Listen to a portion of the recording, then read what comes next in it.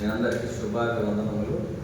కాబట్టి దేవుడు మరి యొక్క తరుణం ఇచ్చి దేవుని సన్నిధిలో చేరి కూడి రావడానికి, దేవుని స్తుతించి ఆరాధించడానికి దేవుడు మనకిచ్చిన కృపను బట్టి దేవునికి ఎంతగానో కృతజ్ఞతాస్తుతులు చెల్లించవలసిన అవసరం ఉంది. కీర్తనల గ్రంథము కీర్తనల గ్రంథము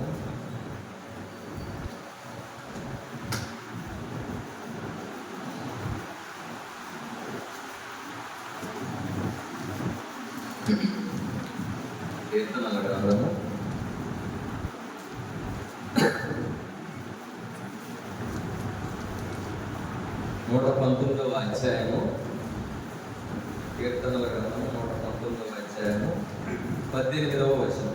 దయచేసి ఎవరైనా తీసి సహాయం చేయండి.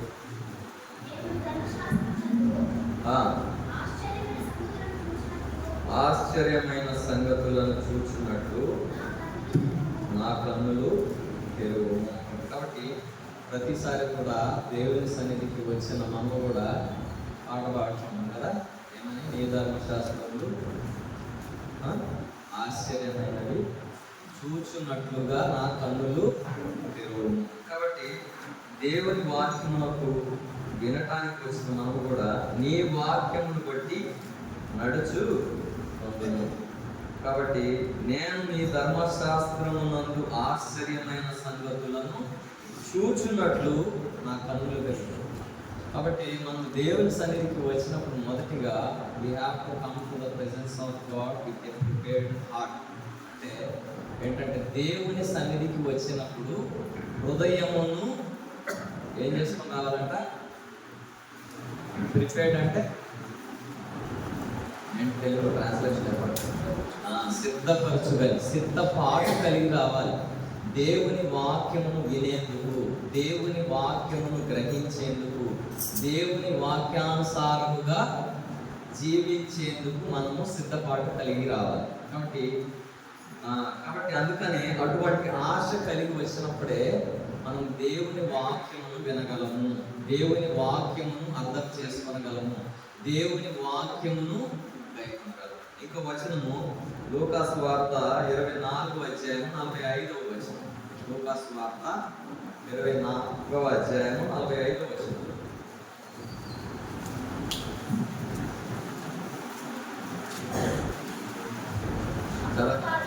అప్పుడు వారు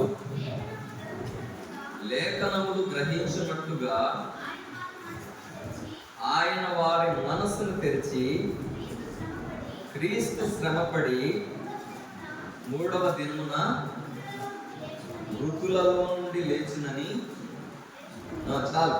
అప్పుడు వారు లేఖనములు గ్రహించినట్లుగా ఆయన వారి మనస్సును తెరచి. కాబట్టి లేఖనములను కూడా మనం కూడా గ్రహించాలి అంటే మన మనస్సు తెరవాలి. ఎవరు తెరవాలి అంటే అప్పుడు వారు లేఖనములు గ్రహించున్నట్లుగా ఆయన వారి మనస్సును తెరచి. ఎప్పుడు తెరుస్తాడు దేవుడు లేఖనములు గ్రహించాలి అంటే?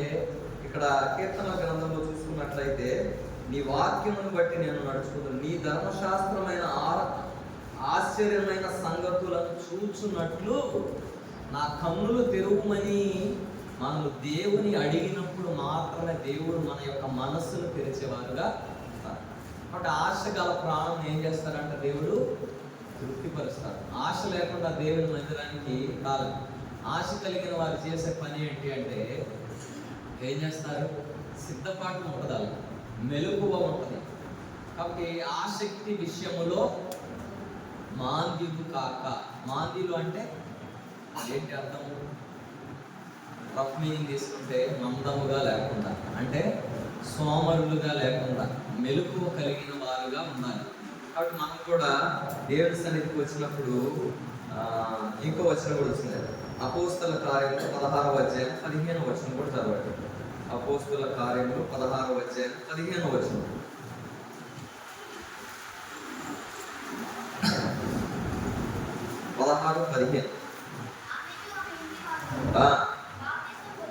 బాప్తిస్మము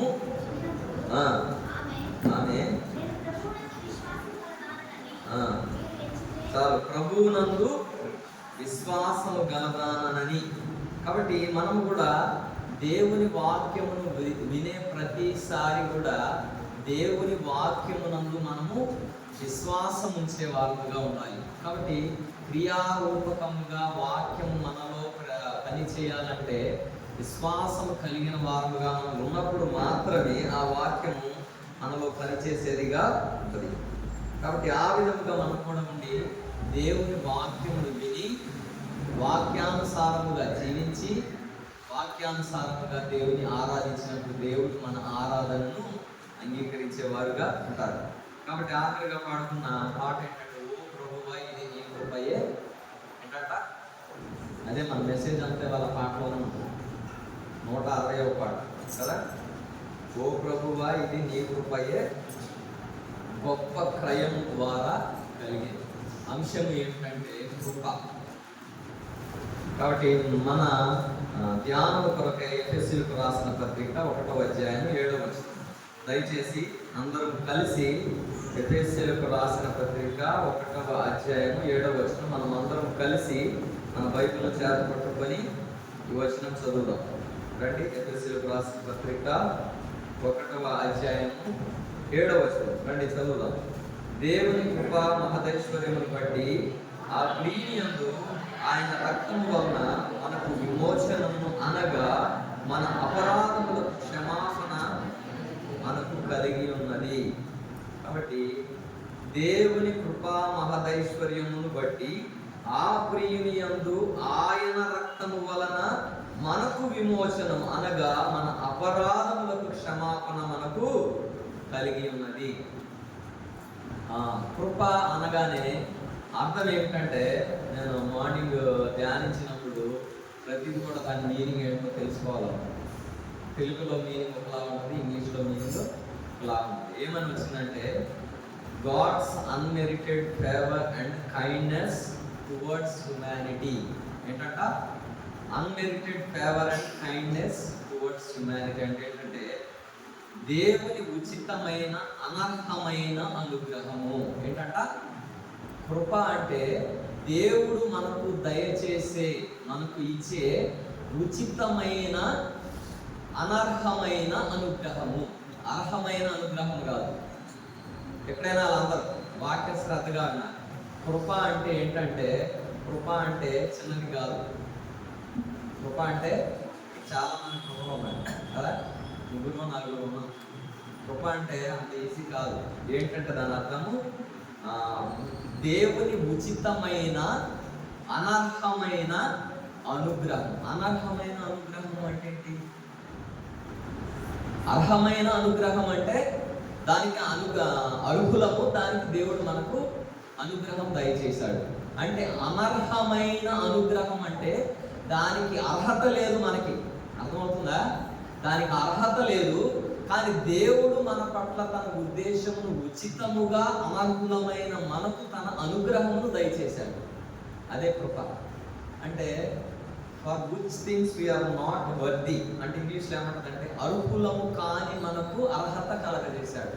అంటే దేనికంటే మన పాపము చేత, మన శాపముల చేత, మన మలినముల చేత, మన దోషముల చేత, మన అతిక్రమముల చేత మనము నశించి నరకాగ్ని పాలవలసిన మనలను, ఆ నరకాగ్నిలో నుంచి అనర్హులమైన మనలను పరలోకానికి పాత్రులుగా చేశాడు. అంటే అర్థం ఇక మీకు ఇంకా బాగా గుర్తున్నారు. అనర్హులమైన మనలకు అర్హులుగా చేశాడు. ఆయన అనుగ్రహాన్ని ఇచ్చాడు. అదే కృప అంటే. కాబట్టి ఇలాగా చెప్పుకుంటూ పోతే ఇంకా ఉన్నాయి. కాబట్టి మొదటిగా కృప ద్వారా మనకు కలిగిన మొదటి సంగతి ఏమిటి? మొదటి ఆశీర్వాదం అని చెప్పుకోవాలి. కాబట్టి ఒక 4 విషయాలు చూపిస్తాను. మీరు 4 విషయాలు చూసుకున్న తర్వాత వాక్యానుసారంగా దేవుడు తన కృప చేత మనకి ఏం కలుగు చేశాడు, ఆ విషయాలు మనం కూడా చూసుకొని దేవుని యొక్క గొప్పతనము మనం కూడా తెలుసుకునే వారమై, ఆయన గొప్పతనమును బట్టి, ఆయన త్యాగమును బట్టి, ఆయన ఉచితమైన కృపను బట్టి కూడా మనం కూడా దేవుని ఆరాధించాలనేది దేవుని ఆశయం. కాబట్టి మొదటి సంగతి ఏంటంటే, రోమీయులకు రాసిన పత్రిక 3వ అధ్యాయము 20వ వచనం. దయచేసి ఎవరైనా సహాయం చేయండి. రోమీయులకు రాసిన పత్రిక 3వ అధ్యాయము 20వ వచనం. ధర్మశాస్త్ర సంబంధమైన క్రియల మూలముగా ఏ మనుష్యుడును ఆయన దృష్టికి నీతిమంతుడని తీర్చబడడు. ధర్మశాస్త్రము వలన పాపమనగా ఎట్టిదో తెలియబడుచున్నది. 22 వచనం చదవాలి. అది యేసుక్రీస్తు నందలి విశ్వాస మూలమైనదై నమ్ము వారందరికి కలుగు దేవుని నీతి అయి ఉన్నది. ఇంకో వచనం 23. ఏ భేదము లేదు, అందరూ పాపం చేసి దేవుడు అనుగ్రహించు ఏంటంట మహిమను పొందలేక పోతున్నారు. 24 వచనం, కాబట్టి నమ్మువారు ఆయన కృప చేత క్రీస్తు యేసు నందలి విమోచనము ద్వారా ఉచితముగా నీతిమంతులని తీర్చబడుతున్నారు. కృప చేత క్రీస్తు యేసు నందలి విమోచనము అంటే ఏంటంటే, కృప ద్వారా మనకు కలిగిన మొదటి ఆశీర్వాదం ఏంటంటే పాప క్షమాపణ. రెండవది విమోచన. ఇంకా నేను మనకి ఆరాధన వర్తమానం ఎక్కువ సమయం ఉండదు కాబట్టి కొన్ని వాక్య లేఖనాలు చూపిస్తా.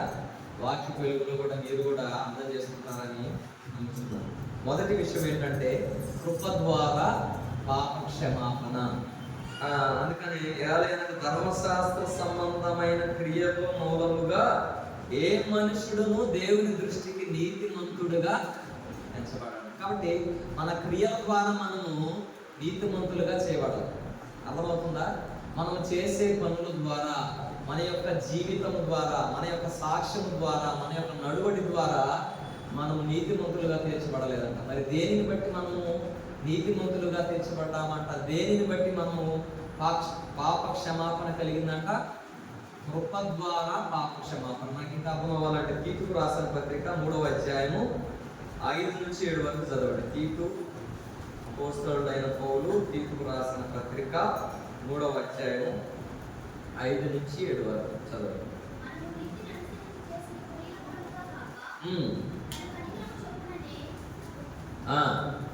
మనం నీతిని అనుసరించి చేసిన క్రియల మూలముగా కాక తన కనికరము చెప్పుననే పునర్జన్మ సంబంధమైన స్నానము ద్వారాను పరిశుద్ధాత్మ మనకు నూతన స్వభావమును కలుగజేయడం ద్వారాను మనలను రక్షించెను. మనం ఆయన కృప వలన నీతిమంతులమని తీర్చబడి నిత్య జీవమును గూర్చిన నిరీక్షణను బట్టి దానికి వారసులగుటకై ఆ పరిశుద్ధాత్మను మన రక్షకుడైన యేసుక్రీస్తు ద్వారా ఆయన మన మీద సమృద్ధిగా కుమ్మరించెను. కృప వలన నీతిమంతులముగా తీర్చబడి. దేవుని కృప ద్వారా అంటే మన క్రియల వలన కాదు కానీ, మన జీవితం వలన కాదు కానీ, ఏంటంట ఆయన ఉచితమైన కృప ద్వారా by his grace we are redeemed. By his grace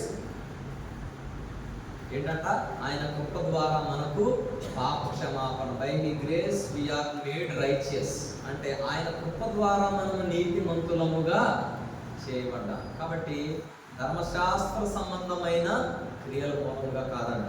కాబట్టి మనం కూడా దేవునిని మొదటిగా దేనిని బట్టి ఆరాధించాలంటే ఆయన కృప ద్వారా మనకు పాప క్షమాపణ కలిగింది. అంటే మనము మన మీద పడవలసిన శిక్ష మనకు బదులుగా ఆయన భరించాడు. అర్థమవుతుందా? మనము చేసిన పాపమును బట్టి మనం శిక్షను అనుభవించాలి. కానీ మనము చేసిన పాప శిక్షను మనకు బదులుగా ఆయన భరించి ఆయన మరణము ద్వారా మనకేమొచ్చిందంట? పాప క్షమాపణ వచ్చింది. కాబట్టి మొదటి సంగతి ఆయన మనకిచ్చిన ఆయన కృప చేత మనకివ్వబడిన పాప క్షమాపణను బట్టి మనము దేవుని ఆరాధించాలి. అది ఇక్కడ మొదటి వచనంలో అదే ఉంది. కృప ద్వారానే పాప క్షమాపణ, రక్తము ద్వారానే కలిగే అపరాధముల నుండి విమోచన యేసులో మనకు ప్రాప్తించాను. అది కాబట్టి కృప ద్వారా మనము పాప క్షమాపణ పొందాం. దానిని బట్టి మొదటిగా ఆరాధించాలి. మొదటి యోహాను 2:2లో ఒక మాట ఉంది. మొదటి యోహాను 2వ అధ్యాయము 2వ వచనం.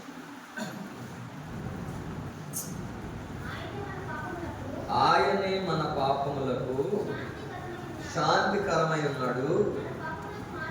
మన పాపములకు మాత్రమే కాదు, సర్వలోకములకు శాంతికరమై ఉన్నాడు. కాబట్టి దేవుడు తన కృప వలన ఆయన మన పాపములకు శాంతికరమై ఉన్నాడట. కాబట్టి శాంతి లేని మన జీవితంలో కూడా ఆయన మరణం ద్వారా, ఆయన కృప చేత మనకు ఏం కలిగిందంట? శాంతి కలుగజేశాడంట. కేవలం మనకు మాత్రమే కాదు కానంట, సర్వలోకమునకు శాంతికరమై ఉన్నాడు. కాబట్టి ఆయన కలుగజేసిన శాంతిని బట్టి మనం కూడా దేవుని ఆరాధించాలి. 4వ అధ్యాయం 10వ వచనంలో కూడా ఇంకో మాట ఉంది, చదవండి. మనము దేవుని ప్రేమించితిమని కాదు, తానే మనలను ప్రేమించి మన పాపములకు ప్రాయచిత్తమై ఉండుటకు తన కుమారుని పంపింది. ఇందులో ప్రేమ ఉంది. కాబట్టి మనము దేవుని ప్రేమించాల కదా. ఇక్కడ ఏం చెప్తుందంటే, మనము దేవుని ప్రేమించితిమని కాదు, తానే మనలను మొదట ప్రేమించాను, మన పాపములకు ప్రాయచిత్తమై ఉండుటకు తానే మనలను ప్రేమించి మన పాపములకు ప్రాయచిత్తమై ఉండుటకు తన కుమారుని పంపింది. ఇందులో ప్రేమ. కాబట్టి మన పాపముల నిమిత్తము దేవుడు మనలను ప్రేమించి మన పాపముల నిమిత్తము తన కుమారుని పంపించి ఆయన కుమారుని మరణము ద్వారా మన పాపములకు ప్రాయశ్చిత్తము కలుగజేశాడు. కాబట్టి మొదటిగా దేవుని కృప వలన మనకు పాపములకు ప్రాయశ్చిత్తము కలిగినది. కాబట్టి కృప ద్వారా మనము నీతిమంతులముగా తీర్చబడ్డాం. ఇది మొదటి సంగతి. దీనిని బట్టి మనం దేవుని మొదటిగా ఆరాధించాలి. రెండవది ఎఫెసీయులకు రాసిన పత్రిక 2వ అధ్యాయము 8వ వచనం చదవండి. కృప ద్వారా కలిగిన రక్షణ. రెండవదిగా దేనిని బట్టి మనము దేవుని ఆరాధించాలంటే, కృప ద్వారా మనకు కలిగిన రెండో ఆశీర్వాదం ఏంటంటే, కృప ద్వారా మనకు రక్షణ కలిగింది. ఎఫెసీయులకు రాసిన పత్రిక 2వ అధ్యాయం 8వ వచనం చదవండి. మీరు విశ్వాసము ద్వారా కృపచేతనే రక్షించబడి ఉన్నారు. ఇది మీ వలన కలిగినది కాదు, దేవుని వలనే. అది క్రియల వలన కలిగినది కాదు గనుక ఎవడును అతిశయపడ వీలు లేదు. కాబట్టి రెండవదిగా మనకు కలిగిన కృప ద్వారా మనకు కలిగిన ఆశీర్వాదం ఏంటంటే, అది ఏంటంటే 8వ వచనం, మీరు విశ్వాసము ద్వారా కృపచేతనే రక్షింపబడ్డారు. కాబట్టి మనము దేని ద్వారా రక్షింపబడ్డామంటే, విశ్వాసం అనే ఒక దాని ద్వారా కృపచేత రక్షింపబడ్డాం. కానీ అది క్రియల వలన కలిగినది కాదు, కానీ ఏంటంట, అది ఆయన కృప ద్వారా మనకు కలిగినది. దానిని బట్టి ఏ మనుష్యుడును ఎన్నడూ కూడా అతిశయపడటానికి వీలు లేదు. కాబట్టి మనకు రక్షణ కలిగింది అంటే అది దేవుని కృప. కాబట్టి కృప ఉచితంగా పొందుకున్నాం కదా. ఏదైనా ఈ లోకంలో ఏది ఫ్రీగా వచ్చినా కూడా దానికి వాల్యూ ఉండదు కదా, అవునా? ఫ్రీగా వచ్చేదానికి వాల్యూ ఉండదు. ఎంత ఎక్కువ రేట్ అయితే అంత వాల్యూ ఉండదు, ఎంత తక్కువ రేట్ అయితే అంత వాల్యూ తక్కువ ఉంటుంది. అందుకనే దేవుడు పాప క్షమాపణ ఉచితంగా ఇచ్చాడు. రెండవది రక్షణను ఉచితంగా ఇచ్చాడు. అందుకనే దేవుని వాక్యం ఏం సెలవిస్తున్నా అంటే, ఎంత గొప్ప రక్షణను నిర్లక్ష్యం చేసిన ఎడల ఎలాగూ తప్పించుకుంది. కాబట్టి రక్షణ, దేవుడు ఇచ్చిన రక్షణను కూడా మనము ఫ్రీగా వచ్చిందే కాబట్టి దాన్ని నిర్లక్ష్యం చేసే వారముగా. రెండవదిగా కృప ద్వారా మనకు రక్షణ కలుగజేశాడు. తీతు రాసిన పత్రిక 2వ అధ్యాయం 11వ వచనం చదవండి. తీతు 2:11-14. ఏలయనగా సమస్త మనుషులకు రక్షణకరమైన దేవుని కృప ప్రత్యక్షమై మనం భక్తిహీనతను, ఇహలోక సంబంధమైన దురాశలను విసర్జించి శుభప్రదమైన నిరీక్షణ నిమిత్తము, అనగా మహాదేవుడును మన రక్షకుడనైన యేసుక్రీస్తు మహిమ యొక్క ప్రత్యక్షత కొరకు ఎదురు చూచుచు ఈ లోకంలో స్వస్థ బుద్ధితోనూ నీతితోనూ భక్తితోనూ బ్రతుకుచుండవలని మనకు బోధించుతున్నది. సమస్త మనుషులకు రక్షణకరమైన దేవుని కృప. ఇందాక సమస్త జనులకు శాంతికరమైన వాడు. ఇక్కడ చూసుకున్నట్లయితే సమస్త మనుషులకు రక్షణకరమైన కృప. దేవుడు మనకు కృపను అనుగ్రహించాడు, మనతో పాటు సమస్త మనుషులకు కూడా కృప అనుగ్రహించాడు. రెండవదిగా మనకు కలిగేది ఏంటంటే కృప ద్వారా మనకు కలిగే రక్షణ. మొదటి సంగతి ఏం చెప్పా? కృప ద్వారా పాప క్షమాపణ. రెండవది కృప ద్వారా రక్షణ. కాబట్టి కృప చేత మనము రక్షణ పొందుదామని అపోస్తల కార్యములు 15వ అధ్యాయం 11వ వచనం. అపోస్తల కార్యములు 15వ అధ్యాయము 11వ వచనం. ప్రభువైన యేసు కృప చేత మనము రక్షణ పొందుదామని. ఎన్నో వచనాలు ఉన్నాయి. దేని ద్వారా మనం రక్షణ పొందుతున్నామంట? ప్రభువైన యేసు కృప చేత మనము రక్షణ పొందుదామని నమ్ముచున్నాము కదా. దేవుని కృప లేకపోతే మనకు రక్షణ కూడా ఉండదు. కాబట్టి కృప అనేది అవధులు లేదు. ఇంకా చాలా కృప గురించి చాలా ఉన్నాయి. చాలా చదివే కానీ మనకు సమయం లేదు కాబట్టి ధ్యానించడానికి లేదు. రెండవది ఏంటంట? కృప చేత మనం రక్షణ పొందుదామని నమ్ముచున్నాము. కృప వలన నీతిమంతులమని తీర్చబడుచున్నాము. మొదటి కొరింథీ 15:10 కూడా ఒక మాట ఉంది. మొదటి కొరింథీ 15:10 చదవండి. మొదటి కొరింథీయులకు రాసిన పత్రిక 15వ అధ్యాయము 10వ వచనం. అయినను నేనేమై ఉన్నానో అది దేవుని కృప వలనే అయి ఉన్నాను, మరియు నాకు అనుగ్రహింపబడిన ఆయన కృప నిష్ఫలము కాలేదు గాని వారందరికంటే నేను ఎక్కువగా ప్రయాసపడితిని. నేను ప్రయాసపడినది నేను కాను, నాకు తోడై ఉన్న కృపయే.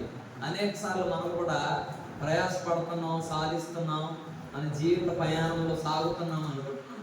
కానీ దేవుని వాక్యం ఏముంటుందంటే అయినను నేనేమై ఉన్నానో అది దేవుని కృప వలన నేను కాను, నాకు తోడై ఉన్న దేవుని కృప. రెండవదిగా కృప ద్వారా మనకు రక్షణ కలుగజేశాడు. కాబట్టి దేవుడు మనకు కలుగజేసిన పాప క్షమాపణను బట్టి, రెండవదిగా దేవుడు మనకు కలుగజేసిన ఉచితమైన రక్షణను బట్టి మనం దేవునికి ఆరాధించే వారుగా ఉండాలి.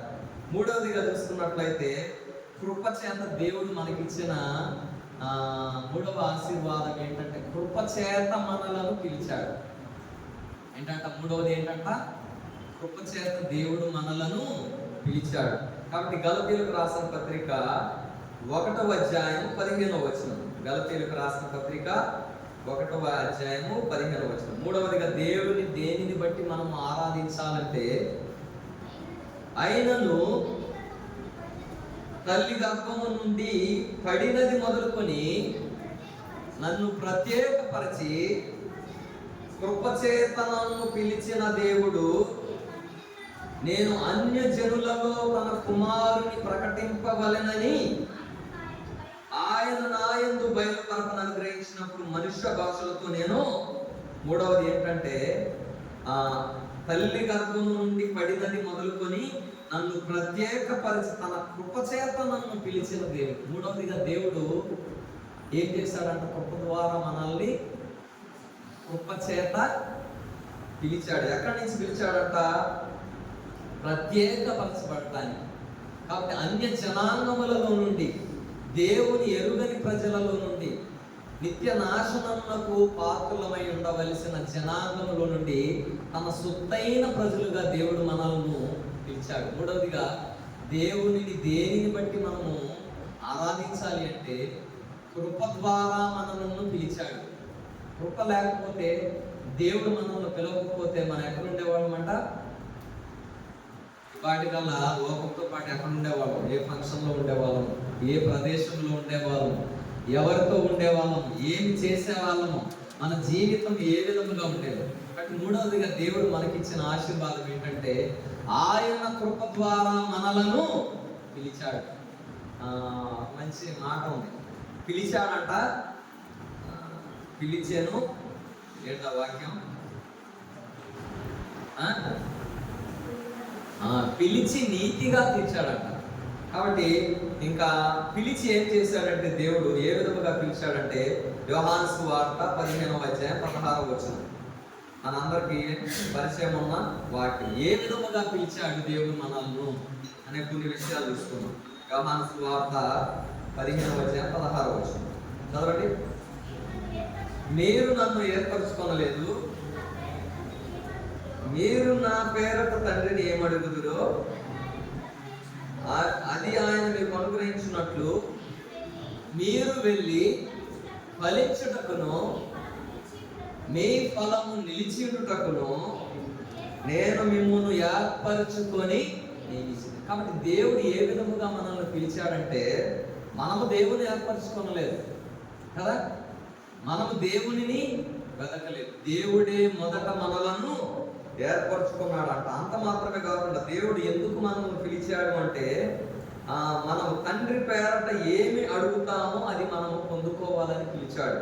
మూడవది ఏంటంటే, మనము ఫలించే దాని కొరకు దేవుడు మనలను పిలిచాడు. అంత మాత్రమే కాకుండా మనము ఫలించిన ఫలమును నిలిచియుండుటకు దేవుడు మనల్ని ఏర్పరచుకొని నియమించాడు. అందుకని ఒక పాట, ఎందరిని ప్రభు ముందు ఎరిగెను అందరిని ప్రభు నిర్ణయించెను, ఎందరిని ప్రభు ముందు ఎరిగెను అందరిని ప్రభు నిర్ణయించెను, పిలచి నీతి గతినిచ్చే సుందరముగా హిమపరచు, పొందుగా పిలచి నీతి గతినిచ్చే సుందరముగా మహిమపరచు, యేసు మరడు యేసు మరడు విశ్వామంత మారినను మాట తప్పడు, యేసు మరడు యేసు మరడు విశ్వామంత మారినను మాట తప్పడు, యేసు మారడు యేసు మారడు విశ్వామంత మారినను మాట తప్పడు. కాబట్టి దేవుడు మనల్ని పిలుచుకున్నాడు, ఏర్పరచుకున్నాడు. కాబట్టి ఆయన పిలిచిన పిలుపును ఆయన మరువడు, ఆయన మారడు. కానీ మనం ఏం చేస్తాం, అప్పుడప్పుడు మనము నమ్మదగని వారమైనప్పటికీ కూడా ఆయన నమ్మదగిన వాడు. కాబట్టి ఆయన కృప చేత అనేక మార్లు మనము దేవునికి వ్యతిరేకముగా ఉన్నప్పటికీ కూడా ఆయన కృపా కనికరముల చేత, అందుకని విలాప వాక్యములో 3వ అధ్యాయము రండి, విలాప వాక్యములు మీరు 3వ అధ్యాయము, విలాప వాక్యములు 3వ అధ్యాయం 22వ వచనం చదవండి.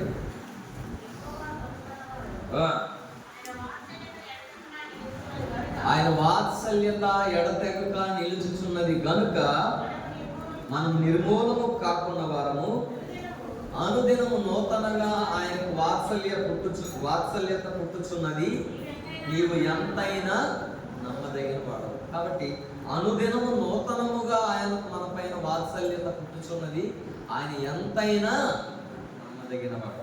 కాబట్టి ఎందుకు నమ్మదగిన వాడంటే, ఆయన కృపచేత మనలను పిలిచాడు, కృపచేత మనకు పాప క్షమాపణ కలుగజేశాడు, కృపచేత మనకు రక్షణ కలుగజేశాడు, కృపచేత మనలను పిలిచాడు. కాబట్టి 1 పేతురు 2:9లో కూడా మాట ఉంది, చీకటిలో నుండి ఆశ్చర్యకరమైన వెలుగులోనికి మనలను పిలిచాడు. చదవండి 1 పేతురు 2వ అధ్యాయం 9వ వచనం. అయితే మీరు చీకటిలో నుండి ఆశ్చర్యకరమైన తన వెలుగులోనికి మిమ్మును పిలిచిన వాని గుణాతిశయములను ప్రచురము చేయు నిమిత్తము ఏర్పరచబడిన వంశమును, రాజులైన యాజక సమూహమును, పరిశుద్ధ జనమును, దేవుని సొత్తైన ప్రజలునై ఉన్నారు.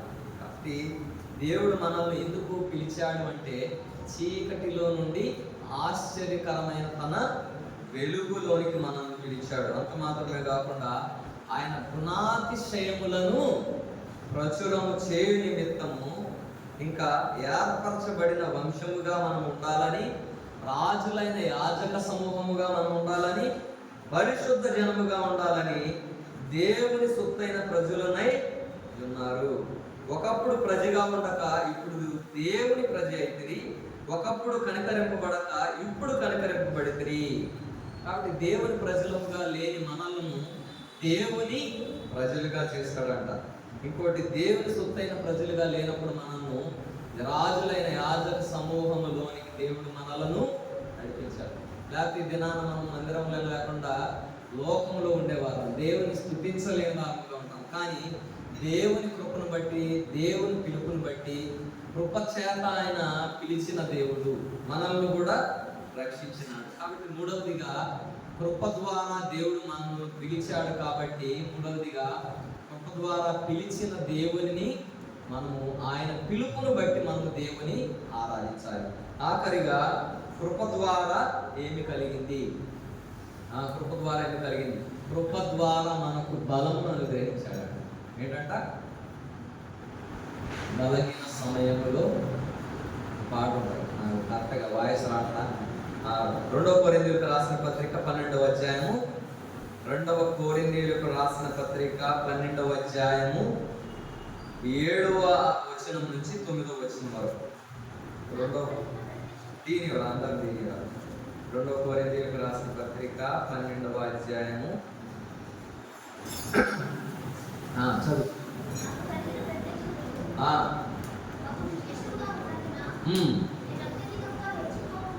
నేను అత్యధికముగా హెచ్చిపోకుండా నిమిత్తము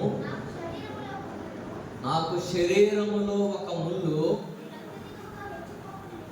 నేను అత్యధికముగా హెచ్చిపోకుండా నిమిత్తము నన్ను నలగగొట్టుటకు సాతాను యొక్క దూతగా ఉంచబడెను.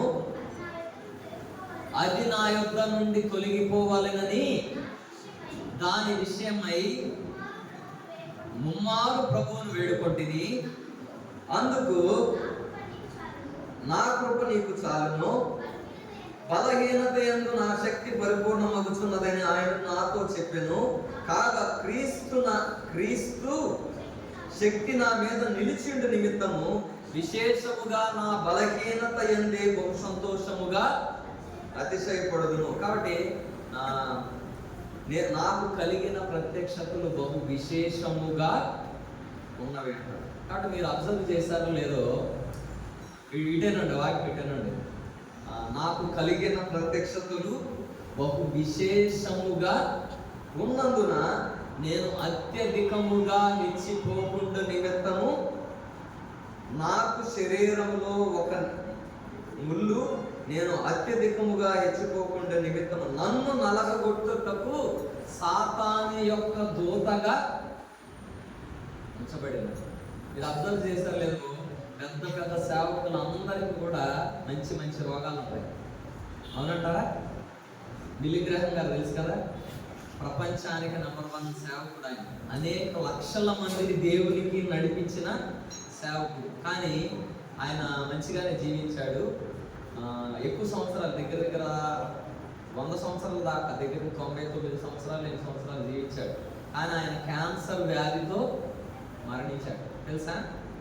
క్యాన్సర్ వ్యాధితో మరణించాడు. ఇంకా చాలా మంది సేవకులు కూడా దేవుని ప్రత్యక్షతలు కలిగిన వారు.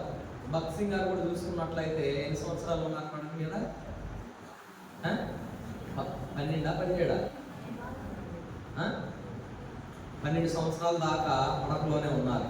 కాబట్టి ఎందుకంటే దేవుడు ప్రత్యక్షతలు బహు విశేషముగా ఉన్నందున ఒక్కొక్కసారి దేవుడు మనకిచ్చిన ప్రత్యక్షతను బట్టి మనం ఏం చేస్తామంటే హెచ్చించుకునే వారముగా ఉంటాం. ఆ హెచ్చిపోకుండా మనము మంచిగా ఉండటానికి ఏం చేస్తాడంటే దేవుడే ఒక ముళ్ళు పెడతాడంట మనకి. ముళ్ళు లేకపోతే మనం మందిరానికి రాము. ఎంతమంది ఒప్పుకుంటారు? ఇది చేతులు ఎత్తాను, పర్వాలా, నేను ఎత్తుతున్నాను.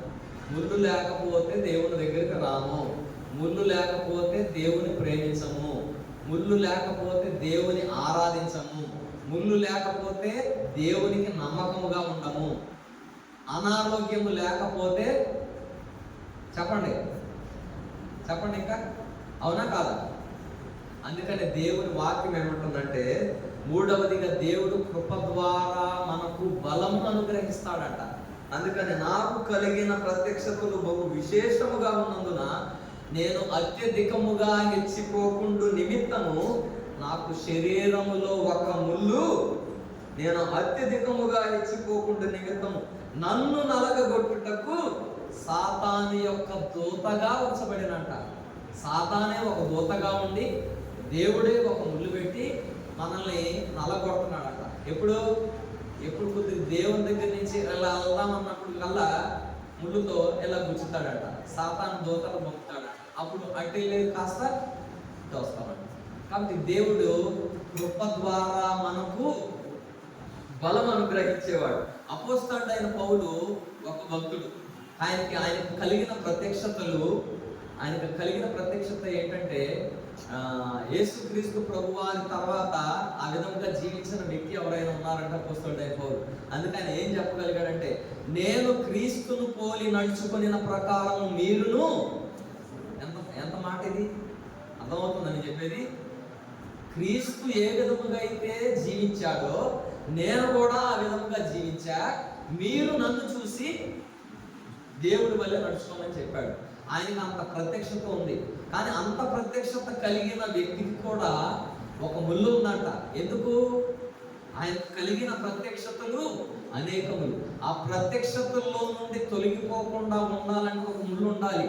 ఆ ముళ్ళే లేకపోతే దేవుని కంటే ఎక్కువగా హెచ్చించుకునే వారముగా ఉంటాం. అందుకనే అది హెచ్చిపోకుండా నిమిత్తం దేవుడే మనకు ముళ్ళిస్తాడంట. అవసరమైతే దేవుడు నీకిచ్చిన ముళ్ళును బట్టి కూడా నువ్వు దేవుని ఆరాధించాలి. ఆ ముళ్ళే కన్నా లేకపోతే నువ్వు దేవుని సన్నిధికి రావు, దేవుని ప్రేమించవు, ఏంటంటే దేవుని ఆరాధించవు, దేవుని సన్నిధి నుంచి దూరంగా వెళ్ళిపోతావు. కాబట్టి ఆ ముళ్ళును బట్టి కూడా మనం దేవుని ఆరాధించే వారంగా ఉండాలి. అందుకని ఇక్కడ ఏమని చెప్తున్నాడంటే అపోస్తలుడైన పౌలు, అది నా యుద్ధ నుండి తొలగిపోవాలని దాని విషయమై ముమ్మారు వేడుకొట్టిన, అందుకు నా కృప నీకు చాలును, బలహీనత యందు నా శక్తి పరిపూర్ణమవుతున్నదని ఆయన నాతో చెప్పాను.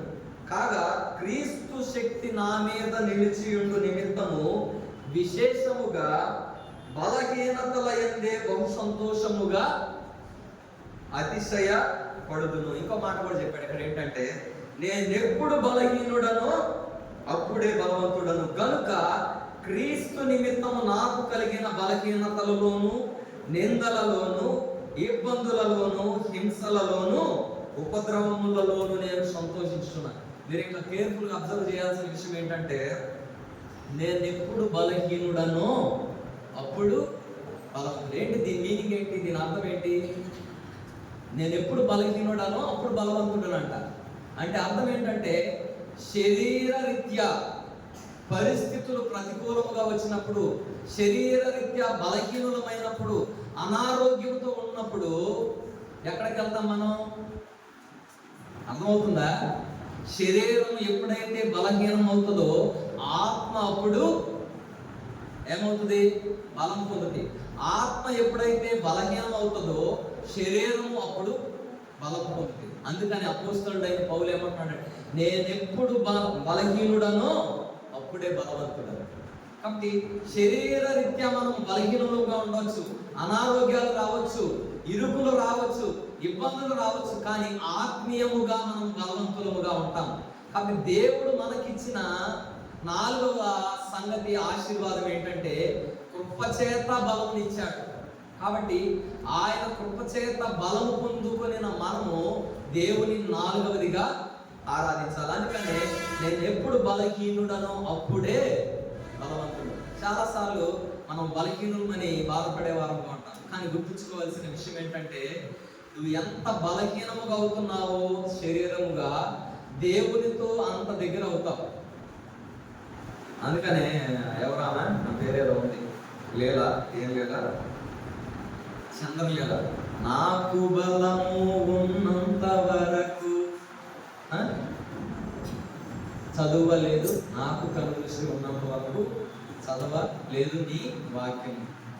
బలమంతా పోయాక బలమంతా ఉన్నంత వరకు దేవుని మనము సేవించమంట. బలమంతా పోయాక అప్పుడు కావాలి దేవుడు మనకి. కాబట్టి దేవుడు ఎప్పుడు అవసరం మనకి? మంచి ఆరోగ్యంగా ఉంటే దేవుడితో పనుందా మనకు? అసలు మంచిగా డబ్బులు ఉన్నాయి, మంచి బలం ఉంది, మంచి ఆరోగ్యం ఉంది, దేవుడితో మనకు పని లేదు. ఎప్పుడు కావాలి దేవుడు? కష్టం రావాలి అంటే దేవుడు కావాలి మనకి. ఆరోగ్యం లేదు, దేవుడు కావాలి మనకి. అంతేనా? అందుకని దేవుని కృప లేకపోతే దేవుడే మనకు నిలబెట్టాడు, దేవుడే మనకు కృపిస్తున్నాడు. అందుకని నేను ఎప్పుడు బలహీనుడనో అప్పుడు బలవంతుడను. కాబట్టి 1 పేతురు 5:10 ఒక మాట ఉంది. 2 వచనాలు చూసుకొని మనం కూడా ముగించుకుందాం. 1 పేతురు 5వ అధ్యాయం 10వ వచనం. కాబట్టి కృప ద్వారా బలము. 4వది 1 పేతురు 5వ అధ్యాయం 10వ వచనం.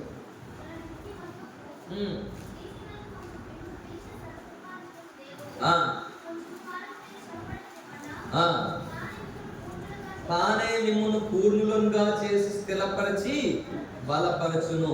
తన నిత్య మహమునకు క్రీస్తునందు మిమ్మును పిలిచిన సర్వకృపానిధియగు దేవుడు కొంచెము కాలము శ్రమపడిన పిమ్మట తానే మిమ్మును పూర్ణులుగా చేసి స్థిరపరిచి బలపరచును. కాబట్టి కొంచెం కాలం శ్రమలు అనుభవించాలి. నశించిపోవు సువర్ణము అగ్ని పరీక్షకు నిలిచినదై శుద్ధ సువర్ణముగా మార్చబడుతుంది. కాబట్టి మనం కూడా కష్టాలు లేకపోతే, శ్రమలు లేకపోతే మనం కూడా సంపూర్ణ భావం ఏంటంట? కష్టాలు శ్రమలు ఎవరికి వస్తాయంటే ఎవరైతే దేవునిలో ముందుకు సాగాలనుకుంటారో వాళ్ళకే వస్తాయి. ఎందుకంటే సంపూర్ణులుగా చేయబడటానికి, ఆయన సారూప్యంలోనికి రావటానికి.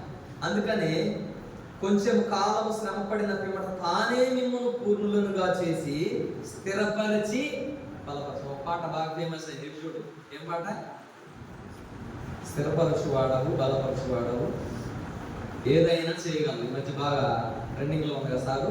కాబట్టి ఏదైనా చేయగలడు, బలపరచగలడు, స్థిరపరచగలడు. ఎప్పుడంటే దేవుని కృప మీద మనము ఆధారపడినప్పుడు. కాబట్టి దేవుని కృప చేత మనము బలమును పొందుకున్నప్పుడు. అందుకని ఫిలిప్పీ 4:13 ఒక మాట ఉంది. ఏంటంటే నన్ను బలపరచు వాని యందే నేను సమస్తమును చేయగలను. కాబట్టి ఏదైనా కార్యం చేయాలి అంటే దేవుని బలము మనకు ఉండాలి. అందుకనే యెహోవా కొరకు ఎదురు చూచువారు నూతన బలమును పొందుదురు, వారి పక్షిరాజుల వలె రెక్కలు చాచి పైకి ఎగురుతారంట.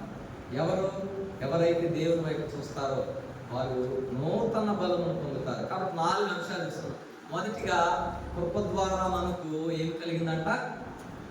పాపక్షమాపణ కలిగింది, ఉచితముగా కలిగింది. మన క్రియల ద్వారా కానీ, మన ధర్మశాస్త్ర సంబంధమైన క్రియల మూలంగా ఇది కలగలేదు. కాబట్టి మొదటిగా దేనిని బట్టి ఆరాధించాలంటే కృప ద్వారా కలిగిన పాప క్షమాపణను బట్టి, కృప ద్వారా కలిగిన దేవుడు మనకు అనుగ్రహించిన శాంతిని బట్టి, కృప ద్వారా మనము నీతిమంతులముగా తీర్చబడ్డాం. కాబట్టి దానిని బట్టి మొదటిగా ఆరాధించాలి. రెండవ విషయం ఏమిటంటే కృప ద్వారా మనకు రక్షణ కలిగినది. కాబట్టి దేవుడు తన కృప చేత మనకు రక్షణ కలుగజేశాడు. కాబట్టి మనకు మాత్రమే కాదు, సర్వలోక మనుషులందరికీ కూడా రక్షణ కలుగజేశాడు.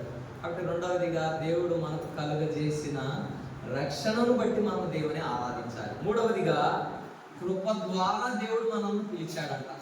చీకటిలో నుండి, మరణంలో నుండి, లేకపోతే లోకములో నుండి, అన్య జనులలో నుండి దేవుడు మనల్ని రాజులైన యాజక సమూహములోనికి మనల్ని పిలిచాడు. తన సొత్తైన ప్రజలుగా మనల్ని చేసుకున్నాడు. కాబట్టి మూడవదిగా కృప ద్వారా దేవుడు మనలను పిలిచాడు. దానిని బట్టి మనం దేవుని ఆరాధించాలి. నాలుగవదిగా, ఆఖరిగా, కృప ద్వారా దేవుడు మనకు నిత్యము బలమును అనుగ్రహించేవాడుగా ఉన్నాడు. కాబట్టి మన బలహీనతలో మనం బలపరిచేవాడు. మన బలహీనతలో ఆయన మనల్ని బలపరిచి, స్థిరపరిచి సంపూర్ణులుగా చేయాలనుకున్నాడు. కాబట్టి దేవుడు తన కృప చేత అనుగ్రహించిన బలం ద్వారా దేవుని మనం నాలుగవదిగా ఆరాధించాలి. కాబట్టి ఈ 4 అంతల అనుభవం బట్టి మనం కూడా దేవుని సమయంలో ఆరాధించడం ద్వారా దేవుడి కొద్ది మాటలు మనకు దీవించి ఆశీర్వదించడం కాక రండి.